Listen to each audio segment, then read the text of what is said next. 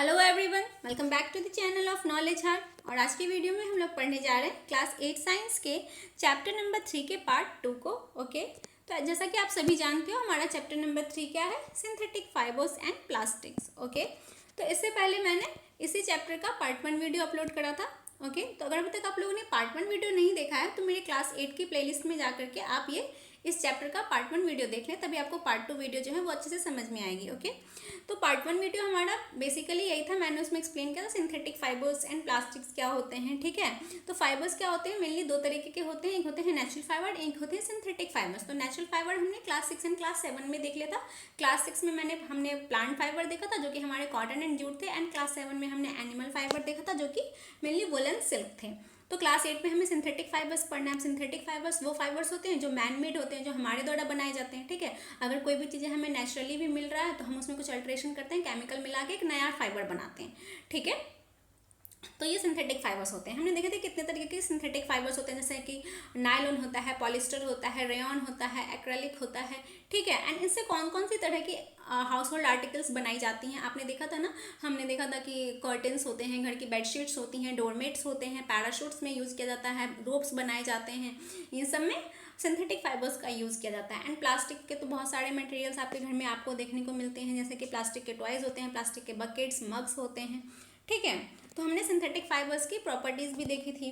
तो लास्ट वाला जो वीडियो था हमारा, वो मैंने यहाँ एक्टिविटी 3.2 पे एंड करा था। ठीक, मतलब कि ये हमने देखा नहीं था, हम इस वीडियो में स्टार्ट करेंगे यहीं से। ठीक है, चलिए स्टार्ट करते हैं। तो चैप्टर को आगे बढ़ाने से पहले मैं आप सभी से फर्स्ट ऑफ ऑल रिक्वेस्ट करना चाहूँगी कि अगर अभी तक आप लोगों ने मेरे चैनल को सब्सक्राइब नहीं किया है, कोई भी फर्स्ट टाइम मेरे चैनल पे विजिट कर रहे हैं, तो नीचे सब्सक्राइब का बटन है, सबसे पहले उसे प्रेस कर लें, ताकि आपको ऐसे ही हर सब्जेक्ट से रिलेटेड वीडियोज़ जो हैं वो आगे फ्यूचर में मिलती रहें। एंड अगर मेरी वीडियोज़ पसंद आती हो तो मेरी वीडियोज़ भी लाइक किया करें, so kindly subscribe my channel. तो चलिए विदाउट डिले स्टार्ट करते हैं अपने इस वीडियो को, आगे बढ़ाते हैं अपने इस चैप्टर को। तो देखते हैं क्या कहा जा रहा है एक्टिविटी 3.2 में।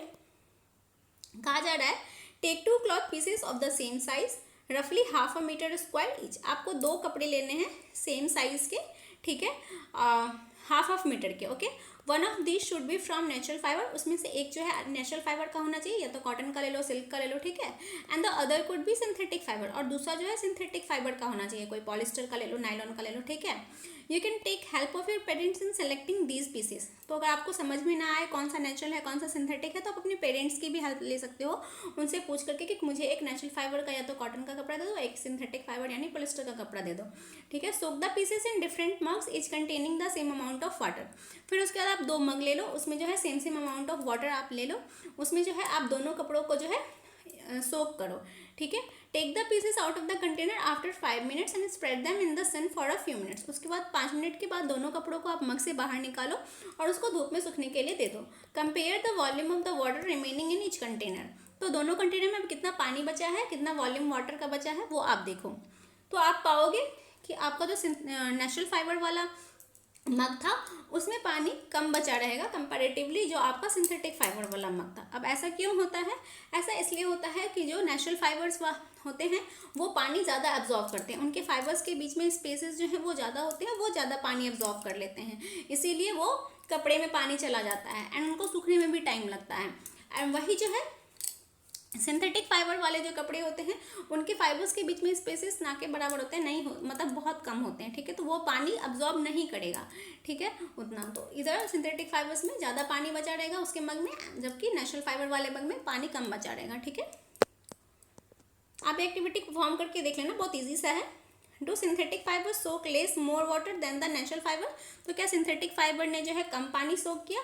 Do this take less more time to dry. तो उसने क्या ज़्यादा या कम टाइम लिया सूखने के लिए? तो सिंथेटिक फाइबर ने जो है पानी कम सोक किया एंड सूखने में भी कम टाइम लिया। What does this activity tell you about the characteristics of the synthetic fibres. तो इससे कौन सी कैरेक्टरिस्टिक्स सबको पता चलती है सिंथेटिक फाइबर्स के बारे में? इससे हमें ये कैरेक्टरिस्टिक पता चलती है कि सिंथेटिक फाइबर्स जो है पानी कम अब्जॉर्व करते हैं एंड जल्दी सूख भी जाते हैं। ठीक है, तो बरसात के टाइम में अगर आप सिंथेटिक फाइबर्स के कपड़े पहन के जाओगे तो आपके लिए अच्छा रहेगा कि आप जल्दी से वो सूख भी जाएगा। Okay, find out from your parents about the durability, cost and maintenance of this fabrics compare to the natural fabrics. Okay, तो आप अपने पेरेंट्स से जो है भी पूछ सकते हो कि आखिर सिंथेटिक फाइबर या नेचुरल फाइबर दोनों में कौन बेटर होता है, कौन ज़्यादा ड्यूरेबल होता है, किसका कॉस्ट जो है वो कम पड़ता है, किसकी मेंटेनेंस जो है वो अच्छे से हो सकती है, ठीक है। एंड नाउ हमारा नेक्स्ट टॉपिक है प्लास्टिक्स। ओके, हमने अभी तक सिंथेटिक फाइबर्स के बारे में देख रहे थे, अब हम प्लास्टिक के बारे में देखते हैं। तो you must be familiar with many plastic articles used everyday, make a list of such items and there uses. तो आपको तो पता ही है, आसपास बहुत सारे प्लास्टिक के आर्टिकल्स देखते हो आप, तो आप एक लिस्ट बना लो, कौन कौन सी चीज़ आपके घर में प्लास्टिक की आप देख रहे हो उसका लिस्ट बना लो, ठीक है। Plastic is also a polymer like the synthetic fibre. Synthetic fibre की तरह ही प्लास्टिक भी एक पॉलीमर है, ठीक है। जैसे सिंथेटिक फाइबर जो है पॉलीमर का वो मोनोमर का चेन होता है एक बड़ा सा, फिर वो पॉलीमर कहलाता है, उसी तरह प्लास्टिक भी पॉलीमर के ही चेन के होते हैं। All plastics do not have the same type of arrangement of units. लेकिन प्लास्टिक्स में जो है सेम टाइप ऑफ अरेंजमेंट नहीं होते हैं। In some it is linear whereas in others it is cross link, figure 3.6। तो कुछ प्लास्टिक्स में जो है लीनियर अरेंजमेंट होती है, जबकि कुछ में क्रॉस लिंक। देखो यहाँ पे ये लीनियर है, एक जैसा यहाँ पे एक है, इससे अटैच होकर के दूसरा है, फिर इस तरह से ये लीनियर है। एंड क्रॉस लिंक में आप यहाँ पे एक है उससे लिंक होकर के दूसरा भी लिंक है यहाँ पे, तो ये क्रॉस लिंक हो गया, ठीक है। तो आपको प्लास्टिक में दो तरह के अरेंजमेंट्स यहाँ पे दिखाए गए हैं, ठीक है। Plastic articles are available in all possible shapes and size as you can see in figure 3.7। तो आप जैसे फिगर 3.7 में देख रहे हो कि प्लास्टिक के आर्टिकल्स हर शेप साइज में अवेलेबल मिलेंगे। कोई यहाँ पे चेयर आपको कुछ और शेप का दिख रहा है, बकेट कुछ और शेप का दिख रहा है, यहाँ पे जो है आपको ये ग्लास कुछ और शेप का दिख रहा है, यहाँ पे ये टॉय कुछ और शेप का दिख रहा है, सबके साइजेस भी अलग अलग हैं, okay. Have you ever wondered how is this possible. तो आपने कभी सोचा है कि ऐसा जो है प्लास्टिक के आर्टिकल्स जो हैं वो हर शेप में अलग अलग साइज के कैसे होते हैं। The fact is that plastic is easily mouldable, that is can be shaped in any form. तो इसका फैक्ट ये है कि प्लास्टिक जो है ना वो मोल्डेबल होता है, यानी कि उसको किसी भी रूप में आप उसको शेप दे सकते हो, ठीक है। Plastic can be recycled, reused, coloured, melted, rolled into sheets और मेड इनटू वायर्स। तो प्लास्टिक जो है उसको हम रिसाइकल भी कर सकते हैं, उसको हम दोबारा यूज़ भी कर सकते हैं, उसको कलर भी कर सकते हैं, अलग अलग कलर में मेल्ट कर सकते हैं, ठीक है, पिघला सकते हैं, एंड उनको शीट्स में रोल कर सकते हैं और उनसे वायर्स भी बना सकते हैं। कितने सारे यूजेस हैं प्लास्टिक के, देख लीजिए आप। That is why it find such a variety of uses. इसलिए जो है प्लास्टिक का यूज़ जो है बहुत ज़्यादा है और बहुत ज़्यादा यूज़ भी किया जाता है। आप ही के घर में बहुत सारी चीज़ें जो है आपको प्लास्टिक की देखने को मिल जाएंगे, ठीक है, क्योंकि उसके यूजेस है वो इतना हल्का होता है, ड्यूरेबल होता है, प्राइस भी कम पड़ती है, तो लोग प्लास्टिक की तरफ ज़्यादा प्रेफर करते हैं, ओके। यहाँ पे पॉलीथीन के बारे में बताया गया है। पॉलीथीन तो आप सभी जानते हो क्या है, देखिए पॉली प्लस इथीन, ठीक है। Poly plus ethene is an example of plastic, it is use for making commonly use polythene bags. इसका यूज़ किस लिए किया जाता है, पॉलीथीन बैग्स बनाने के लिए। Now try to bend a piece of plastic yourself. अब आप खुद से जो है एक प्लास्टिक के पीस को मोड़ने की कोशिश करो।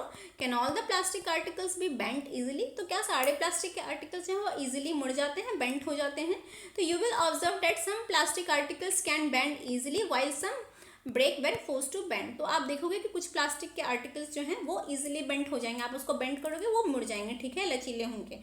एंड जबकि कुछ ऐसे प्लास्टिक के आर्टिकल्स होते हैं जिसको आप जोर लगाओगे तब जाके मुड़ेंगे, लेकिन मुड़ेंगे तो टूट जाएंगे, ठीक है।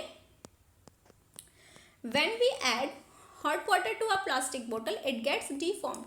और जब हम गर्म पानी डालेंगे किसी प्लास्टिक के बॉटल्स पे डालते हो तो क्या होता है, वो डिफॉर्म हो जाता है, पिघलने, उसका शेप चेंज हो जाता है, पिघलने लग जाता है। तो such plastic which gets deform easily on heating and can be bent easily are known as thermoplastic. अभी देखिए यहाँ पे प्लास्टिक भी दो तरीके के हैं, एक है थर्मोप्लास्टिक एंड एक है थर्मोसेटिंग प्लास्टिक। तो थर्मोप्लास्टिक वैसे प्लास्टिक है जो कि इजीली बेंट हो जाते हैं, आप उसको बेंट करोगे वो इजीली बेंट हो जाएगा, एंड उसको जो है अगर आप कुछ गर्म पानी सब डालोगे तो वो डिफॉर्म भी हो जाएगा इजीली, ठीक है। Polythene and PVC are some of the example of thermoplastic. तो थर्मोप्लास्टिक के एग्जाम्पल कौन कौन से हो गए, पॉलीथीन हो गए एंड पीवीसी हो गए। ये सब इजीली बेंट होने वाले हैं एंड डिफॉर्म भी हो जाएंगे। These are use for manufacturing toys, combs and various types of containers. इनका यूज़ किस लिए किया जाता है, बहुत सारे टॉयज बनाने के लिए, कंघी बनाने के लिए और बहुत सारे कंटेनर्स बनाने के लिए, ठीक है। आपसे पूछा जा सकता है थर्मोप्लास्टिक क्या होते हैं, उसका एग्जाम्पल देने के लिए, या फिर कोई आपको यहाँ पे पॉलीथीन एंड पीवीसी पूछ लिया जाएगा, ये कौन से प्लास्टिक है आपको बताना होगा, okay. On the other hand there are some plastic which we when moulded once can not be softened by heating. जबकि वहीं दूसरी तरफ ऐसे प्लास्टिक जो कि एक बार उसको जिस शेप में आपने ढाल दिया उसको फिर वो दोबारा सॉफ्ट नहीं हो सकता, वो डिफॉर्म नहीं होगा, ठीक है। And these are called thermosetting plastics. और ये क्या कहलाते हैं, इन्हीं को कहते हैं thermosetting plastic. Two examples are Bakelite and melamine. और इस थर्मोसेटिंग प्लास्टिक के एग्जाम्पल कौन कौन से हो गए, बेकेलाइट हो गया एंड मेलामाइन हो गया। याद रखिएगा, Bakelite and melamine are thermosetting plastics, okay.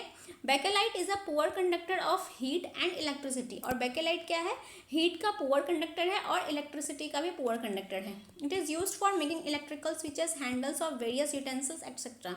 इसीलिए जो है ये हीट का पुअर कंडक्टर, इलेक्ट्रिक का भी पुअर कंडक्टर है, इसलिए इसका यूज़ किया जाता है इलेक्ट्रिकल स्विचेस बनाने के लिए, ठीक है। हैंडल्स और वेरियस यूटेंसिल्स, बहुत सारे बर्तन के हैंडल्स, जैसे कि आपके फ्राइंग पैन का जो है वो वो होता है, हैंडल होता है, सस्पेन का हैंडल होता है, ये सभी क्या होते हैं, इसके बने होते हैं, बेकेलाइट के। Melamine is a versatile material. Melamine भी एक वर्सेटाइल मटेरियल है। It resist fire and can tolerate heat better than other plastic. ये भी जो है फायर को रेसिस्ट कर सकता है, फायर को जो है इससे आग नहीं लग सकती। अगर आप इसके बने हुए कुछ भी पहनोगे ना कपड़े तो आपको आग नहीं लगेगी। फायर को रेसिस्ट करता है, टॉलरेट करता है हीट को better than plastic, other plastics के comparatively. It is use for making floor tiles, kitchen ware and fabrics which resist fire. इसका यूज जो है फ्लोर का टाइल्स बनाने के लिए यूज़ किया जाता है, किचन वेयर बनाने के लिए यूज़ किया जाता है, एंड ऐसे फैब्रिक जो कि फायर को रेसिस्ट कर सके। फिगर 3.8 में दिखाया गया है various uses of thermoplastic and thermosetting plastic. तो यहाँ पे जो आपको दिखाए गए हैं आर्टिकल्स, ये सभी क्या है, थर्मोसेटिंग प्लास्टिक्स हैं, ठीक है। जैसे कि यहाँ पे देखो आप, इलेक्ट्रिकल स्विचेस है, बेकेलाइट की बनी होती है, ठीक है। एंड यहाँ पे थर्मोप्लास्टिक्स हैं जो कि इजिली बेंट हो जाते हैं एंड वो जो है और डिफॉर्म भी हो जाएंगे हीट पे। यहाँ ये सब थर्मोप्लास्टिक्स हैं। अभी है plastic as a material of choice. अब प्लास्टिक जो है चॉइस के रूप में लोग जो है उसको यूज़ करते हैं, ठीक है। Today if we think of sorting a food item, water, milk, pickles, dry fruit etcetera, plastic container seem most convenient. तो आज के टाइम पे अगर हम कुछ भी स्टोर करने का सोचते हैं, जैसे कि पानी को, दूध को, अचार को, ड्राई फ्रूट को, ठीक है, तो प्लास्टिक कंटेनर्स जो है बहुत ज़्यादा कन्वीनियंट इसमें आता है, ठीक है। लोग ज़्यादातर प्लास्टिक का आप देखते हो कि कुछ भी फूड का स्टोर करना है, चीनी स्टोर करना है, चाय पत्ती स्टोर करना है, पिकल्स स्टोर करना है, तो लोग प्लास्टिक का कंटेनर यूज़ करते हैं। क्यों यूज़ करते हैं, तो this is because of their light weight, lower price, good strength and easy handling. क्योंकि इनका वेट जो है काफ़ी हल्का होता है, प्राइस भी कम होती है मेटल के कंपैरिजन में, एंड इनकी स्ट्रेंथ भी जो है वो अच्छी होती है, और हैंडल करना भी इजी होता है, लाइट वेटेड होते हैं। तो being lighted as compare to metal, plastics are used in cars, aircraft and spacecraft too. तो मेटल के कंपैरेटिवली लाइटेड होने की वजह से इनका यूज़ जो है कार्स में, एयरक्राफ्ट में, स्पेस क्राफ्ट में भी किया जाता है। The list is endless if we start counting articles like slippers, furniture, decoration pieces, etc. तो अगर हम लिस्ट बनाने लग जाएं तो कम पड़ जाएगी, बहुत सारे यूजेस हैं, ठीक है। यहाँ तक कि हम स्लीपर्स जो पहनते हैं वो भी प्लास्टिक के आने लग गई हैं, फर्नीचर में तो यूज़ होता ही है, डेकोरेशन के भी पीसेस में जो यूज़ किया जाता है प्लास्टिक का, ठीक है। Now let us discuss the characteristic properties of plastic. अब हम प्लास्टिक की कुछ कैरेक्टरिस्टिक प्रॉपर्टीज़ को देख लेते हैं, ओके। तो यहाँ पे पहला प्रॉपर्टी है plastic is non reactive. Plastic जो है नॉन रिएक्टिव होता है, रिएक्शन नहीं करता है। You know that metals like iron get rusted when left expose to moisture and air. तो जैसे कि आपको पता है कि मेटल्स जैसे कि आयरन जो होता है, लोहा होता है, उसको अगर आप बाहर में छोड़ दो, हवा में छोड़ दो, तो उसमें जंग लग जाती है, उसमें रस्टिंग हो जाती है, ठीक है। But plastics do not react with water and air. लेकिन प्लास्टिक में तो कभी जंग नहीं लगती, प्लास्टिक में तो वो खराब नहीं होता है, वो तो बाहर रखा रखते हैं, ठीक है। हम उसमें कुछ भी स्टोर करके रखते हैं तो एयर तो आता ही है ना, उसको टच करता ही होगा, लेकिन वो तो खराब नहीं होता है। तो they are not corroded easily, वो खराब नहीं होते हैं। That is why they are use to store various kinds of materials including many chemicals. इसलिए इनका यूज़ जो है बहुत सारी चीज़ों को स्टोर करने के लिए यूज़ किया जाता है, जिसमें कि केमिकल्स भी होते हैं, ठीक है। तो नॉन रिएक्टिव नेचर होने के कारण हम इसे एज अ स्टोरिंग मटेरियल मतलब यूज़ करते हैं। Plastic is light, strong and durable. और प्लास्टिक क्या होता है, लाइट होता है, हल्का होता है, मजबूत होता है, ड्यूरेबल होता है, ज़्यादा दिन तक चलता भी है। टॉक टू योर पेरेंट्स और grand parents about the types of buckets that where used in the past. तो आप अपने ग्रैंड पेरेंट्स से जो है या पेरेंट्स से पूछिए कि पुराने टाइम में जो है किस तरह के बकेट्स यूज़ किए जाते हैं। तो उस टाइम पे मेटल के बकेट्स यूज़ किया जाता था ज़्यादातर, ठीक है। What is the material of the bucket और mugs you are using today. लेकिन अब आज के टाइम में कौन से बकेट्स यूज किए जा रहे हैं। What are the advantage of using a plastic container. तो प्लास्टिक कंटेनर यूज करने का क्या फायदा है। Since plastic is very light, strong, durable and can be moulded into different shapes and size, it is used for various purpose. पुराने time में जो है क्या होता था, मेटल्स के जैसे कि लोहे के, स्टील के जो है लोग यूज़ करते थे बकेट्स वगैरह। लेकिन आजकल प्लास्टिक के बकेट्स यूज़ करते हैं। वो भारी भी होते थे मेटल्स के, एंड उसमें जो क्या होता है वो ख़राब भी हो जाते थे। ठीक है। और ये जो अगर कभी किसी के ऊपर गिर गया तो किसी को चोट भी लग जाती थी। लेकिन ये प्लास्टिक के जो बकेट्स होते हैं ये हल्के भी होते हैं, इनमें जो है ये ख़राब भी नहीं होते हैं, एंड अगर किसी को चोट भी लगी तो उतनी ज़्यादा जोर से नहीं लगी जितने कि मेटल के वाले बकेट से लगती। ठीक है। तो ये ज़्यादा दिन तक चलते हैं, लाइट होते हैं, ड्यूरेबल होते हैं, एंड सस्ते भी होते हैं कंपैरेटिवली मेटल्स के बर्तनों से। Plastics are generally cheaper than metals. Plastic जो होते हैं वो सस्ते भी होते हैं मेटल्स के comparatively. They are widely used in the industry and for household articles. इसलिए इनका यूज़ जो है इंडस्ट्री में भी बहुत किया जाता है, हाउस होल्ड आर्टिकल्स में भी किया जाता है। Make a list of different kind of plastic container that you use in daily life. तो आप एक लिस्ट बना लो प्लास्टिक के कंटेनर की जो कि आप डेली लाइफ में यूज़ करते हो। ठीक है। आप अपने आसपास देख लो कौन कौन सी चीज़ें आपके आसपास जो है प्लास्टिक कंटेनर की यूज़ हो रही है। ठीक है। उसका लिस्ट बना लो। And next property is plastics are poor conductors. तो प्लास्टिक्स क्या होते हैं, पुअर कंडक्टर्स होते हैं। You have learned above that plastics are poor conductor of heat and electricity. आपने ऊपर देखा कि प्लास्टिक जो होते हैं वो हीट के पुअर कंडक्टर होते हैं, हीट एंड इलेक्ट्रिसिटी से के। That is why electrical wires and plastics have plastics and handles of screwdrivers are made of plastic. इसीलिए जो है प्लास्टिक की कवरिंग होती है इलेक्ट्रिकल वायर्स की। आपने देखा होगा कि जो भी वायर्स होते हैं उनके ऊपर प्लास्टिक की कवरिंग होती है ना। कभी रेड कलर का, ग्रीन कलर का, ब्लू कलर का वो वायर दिखता है आपको, वो क्या होता है, वो प्लास्टिक की कवरिंग होती है। As mentioned above, handles of frying pans are also made up of plastics. और जो फ्राइंग पैन्स होते हैं उनके हैंडल्स भी प्लास्टिक के बने होते हैं। स्क्रू ड्राइवर जो आपके घर में होगा उसके भी जो है हैंडल्स प्लास्टिक के बने होते हैं। ठीक है। इसकी वजह से हमें करंट नहीं लगता है। Did you know plastics find extensive use in health care industry. Some example of their use are packaging of tablet thread used for stitching wounds, syringes, doctor's gloves and a number of medical instruments.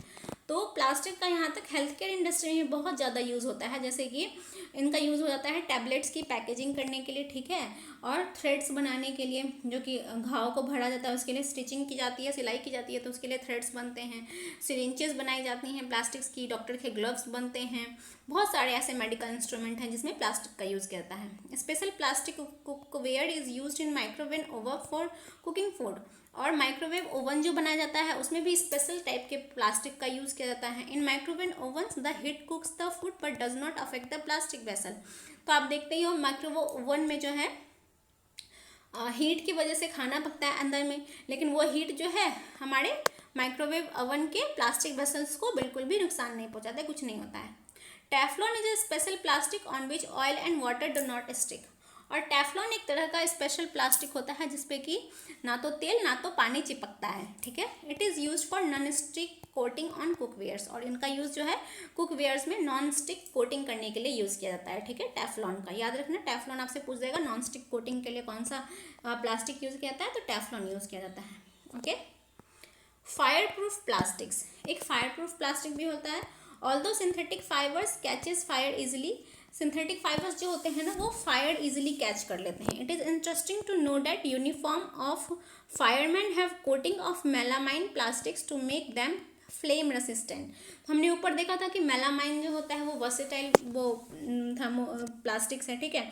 जो क्या करता है, fire को resist करता है। अगर आप उससे बने कपड़े पहनोगे तो आपको आग नहीं लगेगी। तो जो फायरमैन होते हैं उनके कपड़े जो बनते हैं उनमें मेलामाइन की कोटिंग की जाती है ताकि उनको आग से जो है वो रेसिस्ट कर पाए। ठीक है। तो फायर प्रूफ प्लास्टिक कौन सा हो गया, मेलामाइन हो गया। एंड नॉन स्टिक कोटिंग के लिए कौन सा हो गया, टेफ्लॉन हो गया। ठीक है। और हैंडल्स में जो यूज़ किया जाता है यूटेंसिल्स के हैंडल्स में बेकेलाइट का। ठीक है। Plastics and the environment. अब प्लास्टिक और एनवायरनमेंट के बारे में देखते हैं क्या रिलेशन है। Okay. When we go to the market, we usually get things wrapped in plastic or packed in polythene bags. तो हम जब भी मार्केट जाते हैं तो हम कुछ भी अगर खरीदते हैं तो वो किस में पैक होती है, प्लास्टिक के पैकेट में पैक होती है या उसमें रैप की हुई होती है, ढकी हुई होती है। That is one reason why plastic waste keep getting accumulated in our homes. तो इसकी वजह से क्या होता है, ज़्यादा से ज़्यादा चीज़ें जो है प्लास्टिक के पैकेट में पैक रहती हैं। इसकी वजह से जो है हमारे आसपास जो है प्लास्टिक के कचरे ज़्यादा जमा हो रहे हैं। ठीक है, आप जो है प्लास्टिक के बैग के अंदर जो भी सामान है उसका यूज़ कर लोगे, लेकिन फिर वो प्लास्टिक का बैग जो है उसका फिर कोई यूज़ नहीं होता है, उसको फेंक देते हैं लोग। Ultimately plastic find its way to the garbage, और अल्टीमेटली क्या होता है, उसे प्लास्टिक को जाना है कचरे में। Disposal of plastic is a major problem, और प्लास्टिक का डिस्पोजल जो है वो बहुत मेजर प्रॉब्लम है। क्यों मेजर प्रॉब्लम है, क्योंकि a material which gets decomposed through natural processes such as action by bacteria is called biodegradable. A material which is not easily decomposed by natural processes is termed non biodegradable.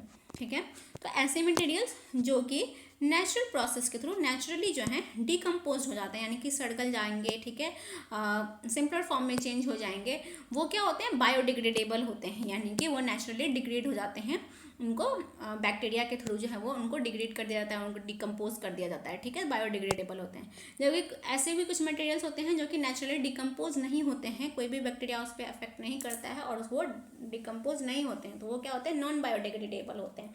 तो जो भी आप देखते हो ना, घर की आपके कुछ भी, अगर आप जो वेजिटेबल्स के जो पिल्स होते हैं, छिलके होते हैं, उनको फेंक देते हो, ठीक है, तो कुछ भी अगर नेचुरल है अगर उसको आप फेंक देते हो तो वो क्या होता है, डिकम्पोज हो जाता है। डिकम्पोज होकर के वो फिर इन्वायरमेंट में ही चले जाता है, उसके उनके जितने भी कंटेंट्स होते हैं। ठीक है, लेकिन जो नॉन बायोडिग्रेडेबल होगा, जो डिकम्पोज ही नहीं होगा, वो तो वैसे का वैसे पड़ा रहेगा। ठीक है, तो जो हमारे लिए पॉल्यूशन का खतरा बन जाता है। ठीक है, उससे प्रदूषण फैलने लगता है। Look at table 3.3। टेबल 3.3 में यहाँ पे कुछ वेस्ट दिए हुए हैं और वो कितने दिन में डिजेनरेट करते हैं, ठीक है, डिकम्पोज होते हैं, वो दिया गया है। जैसे कि pills of vegetables and fruits left over food stuff etcetera. तो जैसे कि वेजिटेबल पिल्स हो गए हैं, फ्रूट्स हो गए, बचे हुए फ्रूट्स हो गए, या फिर फूड स्टफ्स कुछ भी बचे हुए हैं, उनको डिजेनरेट होने के लिए कितना टाइम लगता है, 1 से 2 दिन लगता है, 1 से 2 वीक लगता है, सॉरी। और ये क्या हो गए, बायोडिग्रेडेबल, क्योंकि नेचुरल प्रोसेस के थ्रू डिकम्पोज हो रहे हैं। पेपर जो होते हैं ये 10 से 30 दिन लेंगे आपको डिजेनरेट करने के लिए, और ये भी क्या होते हैं, बायोडिग्रेडेबल होते हैं। कॉटन क्लॉथ जो होते हैं ये 2 से 5 महीने लेंगे और ये भी बायोडिग्रेडेबल होंगे। वुड जो होंगे 10 से 15 साल लेंगे, ये भी बायोडिग्रेडेबल होंगे। वुलन क्लॉथ्स लो लेंगे एक साल लेंगे, ये भी बायोडिग्रेडेबल होंगे। Tin, aluminium and other metal cans, ये सभी 100 से 500 ईयर्स लेंगे, ये नॉन बायोडिग्रेडेबल होंगे, ये बायोडिग्रेड नहीं होंगे। प्लास्टिक बैग सेवरल इज, बहुत सारे साल लेंगे और नॉन बायोडिग्रेडेबल होंगे। तो ये दोनों जो हैं ये क्या है, नॉन बायोडिग्रेडेबल हैं। Tin, aluminium and other metal cans and plastic bags. ठीक है, और ये सभी कुछ नेचुरल है, ये क्या है, बायोडिग्रेडेबल हो रहा है, यानी कि ये डिकम्पोज हो रहा है, इनसे कुछ भी पॉल्यूशन नहीं फैलेगा। ठीक है,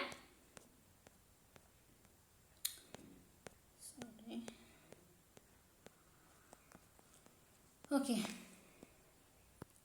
since plastic take several years to decompose, तो जैसा कि हमने देखा कि प्लास्टिक जो है बहुत सारा साल ले रहा है, बहुत ज़्यादा सेवरल ईयर्स ले रहा है डिकम्पोज होने के लिए, तो it is not environment friendly, इसीलिए ये एनवायरनमेंट फ्रेंडली नहीं है, ये वैसे का वैसे ही एनवायरनमेंट में रहेगा। ठीक है, डिकम्पोज होकर इससे नेचर को कुछ फ़ायदा नहीं मिल रहा है कि इसके कॉन्टेंट फिर से जो भी इसमें तत्व हैं वो इन्वायरमेंट में वापस नहीं जाएंगे। ठीक है, इसमें कुछ तत्व है ही नहीं तो वापस क्या जाएंगे। इट कॉजेज एनवायरमेंटल पॉल्यूशन, और इससे क्या होगा, एनवायरमेंटल पॉल्यूशन होगा।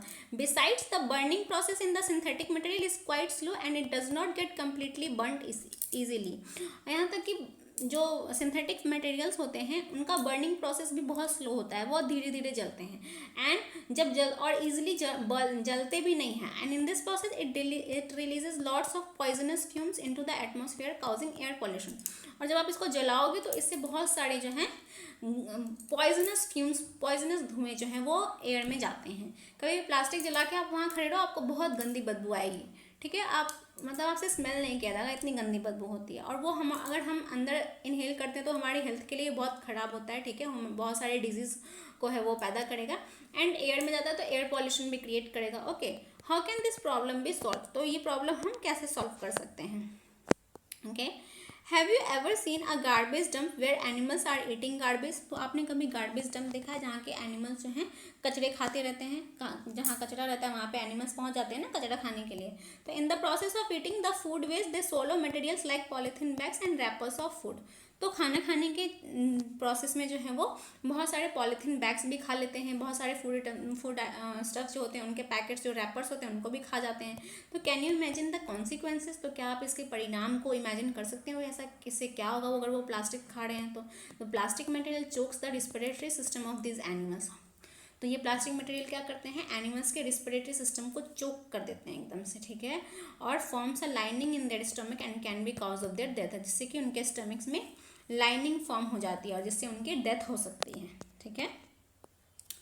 The polybags carelessly thrown here and there are responsible for clogging the drains, जिसकी वजह से जो है इधर उधर जो है पॉलीबैग्स अगर फेंके जाते हैं जिसकी वजह से बहुत सारे नाले जो हैं वो भी जो है जम जाते हैं, ठीक है, नाले जाम हो जाते हैं। Sometimes we are very careless and throw the wrappers of the chips biscuits and other eatables on the roads और इन द पार्क और picnic places, should we not think twice before doing so. और कभी कभी हम इतने ज़्यादा careless होते हैं कि हम कुछ भी खाते हैं, रैपर्स जो है इधर उधर फेंक देते हैं अपने आसपास पार्क्स में या पिकनिक प्लेसेस पे, रोड पे फेंक देते हैं, वो उससे क्या होता है, कचरा फैलता है।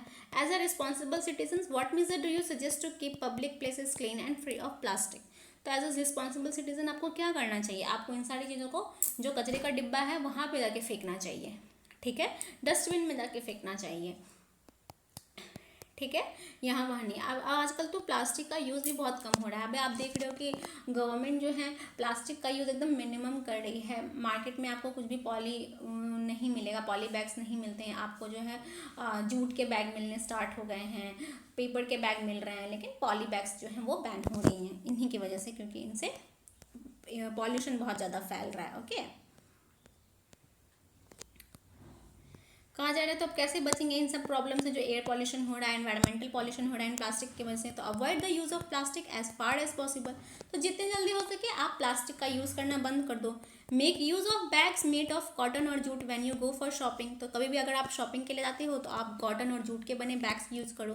The biodegradable and non biodegradable waste should be collected separately and disposed of separately, और जो बायोडिग्रेडेबल वेस्ट हैं एंड नॉन बायोडिग्रेडेबल वेस्ट हैं उनको जो है अलग अलग करके, सेपरेट करके तभी डिस्पोज करना चाहिए, एक साथ नहीं कर देना चाहिए, ठीक है। Practice this in your home, इसका अपने घर से ही जो है वो प्रैक्टिस स्टार्ट कर दे आप। Can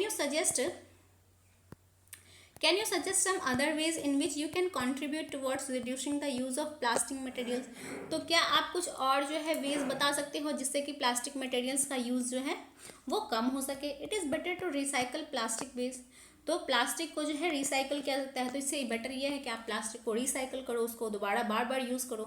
most of the thermoplastic can be recycle, तो जितने भी थर्मोप्लास्टिक हैं वो क्या होते हैं, डिफॉर्म हो जाते हैं, ठीक है, इजीली, एंड बेंट भी होते हैं, ठीक है। थर्मोप्लास्टिक क्या होता है, उनको हम रिसाइकल कर सकते हैं, इजीली रिसाइकल हो जाते हैं, तो उनको बार बार रिसाइकल करके उनका यूज़ ही कर लो बजाय फेंकने के, ठीक है। तो make a list of items date can be recycled, तो ऐसे आइटम्स की लिस्ट बना लो आप जिसको कि आप रिसाइकल कर सकते हैं। However during recycling certain colouring agents are added, हाँ, लेकिन रिसाइकल करने के टाइम पे क्या होगा, कुछ कलर आपको ऐड करना पड़ेगा। तो this limit it's uses specially for storage of food, ठीक है। तो फूड को स्टोर करने के लिए इसका लिमिट जो है आप वो देख लेंगे, ठीक है। As a responsible citizen remember the 5R principle, तो आपको एक जिम्मेवार नागरिक बनना है, रिस्पॉन्सिबल सिटीजन बनना है, ताकि आपकी वजह से कुछ भी इन्वायरमेंट में पॉल्यूशन ना फैले। तो उसके लिए आपको ये 5R प्रिंसिपल जो है इसको फॉलो करना है। ये आप अच्छे से देख लेना, 5R प्रिंसिपल, यानी कि ये 5R क्या है, इसमें 5R है। तो पहला R है reduce, reuse, recycle, recover and refuse. Reduce माने कि कम यूज़ करें, ठीक है। रीयूज मतलब फिर से यूज़ करें, रिसाइकल करें, एंड रिकवर करें, एंड रिफ्यूज़ करें, ठीक है, ज़्यादा से ज़्यादा इसको मना करें, रिफ्यूज़ करें, ठीक है। तो reduce, reuse, recycle, recover and refuse, ये 5R प्रिंसिपल आप फॉलो करोगे और रिस्पॉन्सिबल सिटीजन बन जाओगे, ठीक है। Develop habits which are environment friendly, और ऐसे हैबिट्स डेवलप करें जो कि इन्वायरमेंट फ्रेंडली हो, ठीक है। इन्वायरमेंट के फोरने बनना है आपको, फ्रेंड बनना है, ठीक है। Do not throw plastic bags in the water bodies और ऑन द रोड, जो भी प्लास्टिक बैग्स होंगे उनको ना तो रोड पे फेंके, ना ही पानी में, नदियों में फेंके। Take a cotton carry bag और a jute bag while going for shopping, कभी भी शॉपिंग के लिए जाएं तो आपको कॉटन का या जूट का बैग कैरी करें। Try to minimise the use of plastic materials example use steel lunch box instead of plastic one. और कोशिश करें कि आप प्लास्टिक के मटेरियल्स का यूज़ करें, जैसे कि स्टील लंच बॉक्स का यूज़ करें, ठीक है, मेटल्स का यूज़ करें, ठीक है। तो हमने यहाँ पे देख लिया कि प्लास्टिक को यूज़ करने के कौन से फ़ायदे हैं, प्लास्टिक को यूज़ करने के कौन कौन से नुकसान भी, हमने दोनों पहलुओं को देख लिया, ठीक है। प्लास्टिक के कौन कौन से मटेरियल्स होते हैं ये भी देख लिया हमने, कितने तरीके के प्लास्टिक होते हैं उनकी प्रॉपर्टीज़ भी देख ली, ठीक है।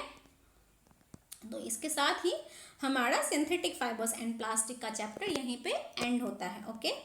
तो आई होप आपको अच्छे से सिंथेटिक फाइबर्स कितने तरह के होते हैं, उनके प्रॉपर्टीज़ एंड कौन कौन सी चीज़ें बनाई जाती हैं, एंड प्लास्टिक कितने तरीके के होते हैं, उनके कौन कौन सी प्रॉपर्टीज़ होती हैं, उनका यूज़ करने का क्या फ़ायदा है एंड नुकसान, यूज़ क्यों करते हैं एंड उनसे कौन कौन से नुकसान होते हैं, एंड 5R प्रिंसिपल तो एकदम आपको याद रखना ही है, आपके एग्जाम में आएंगे ही आएंगे, ओके।